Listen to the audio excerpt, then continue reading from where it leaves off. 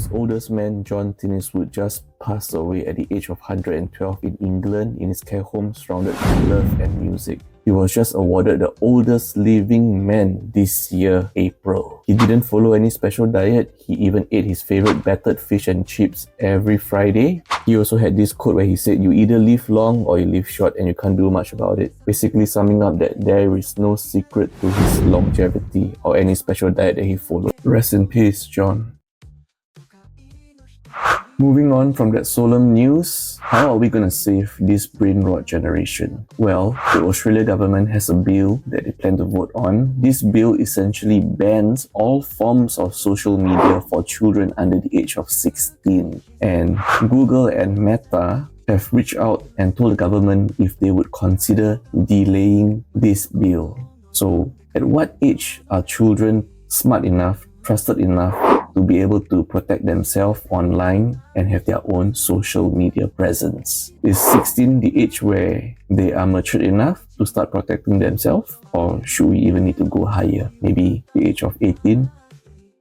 We go to China right now, where there is a social media squabble between this influencer who used to be a national gymnastic and third influencer Wu Liufang. Netizens have been divided over her. Basically, she has been doing a lot of dancing content over on Douyin, which is the equivalent of Chinese TikTok.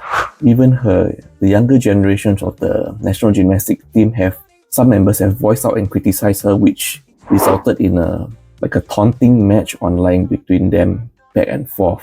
I mean, she dropped out of the national team because of an injury, and some netizens are saying that it is not nice of her because she's tarnishing the image of gymnastic, but is she really using gymnastic in her dance content? Yes, she has been criticized for wearing provocatively short skirts, short pants, but they do make some sense because it seems that there were videos of her dancing in gymnastic clothes also. So, which side are you on?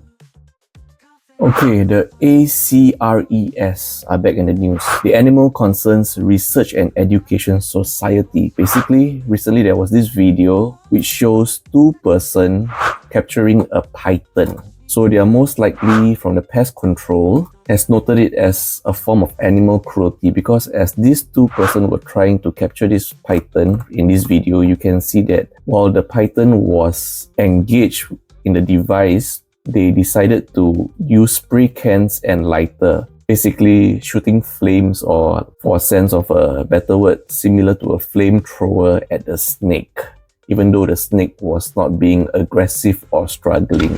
And it was also noted that one of the men also stepped on the head of the snake. So even if you are pest control, you are here to catch a python, a giant python, a wildlife animal, you should still be humane in the way that you capture it. So yes, despite the snake being burned, after it was transferred to a clear container, it was still alive and moving. So this isn't the first time such news happened. There was a case in 2023 where a man struck a python on the head before proceeding to remove the head. To some netizens, that might seem like the man is removing, like maybe a danger from the public. But he was actually fined $1,000 in the end, as it was noted as animal cruelty. Something really to ponder about there. What is the least likeliest venue for a wedding in the world? Well, okay, not in the world, but in Singapore, a couple just got married right at an arcade, Timezone arcade specifically. Why did they choose Timezone? Well, according to them, they shared so many happy memories with this arcade Timezone where they went on so many dates together that they just found it fitting to share their joy and love for arcades with their friends and family. And being in Asia parents are kind of conservatives. I'm surprised and glad that their parents gave their blessings. They even took their first march in the form of a drift in at the bumper car ride.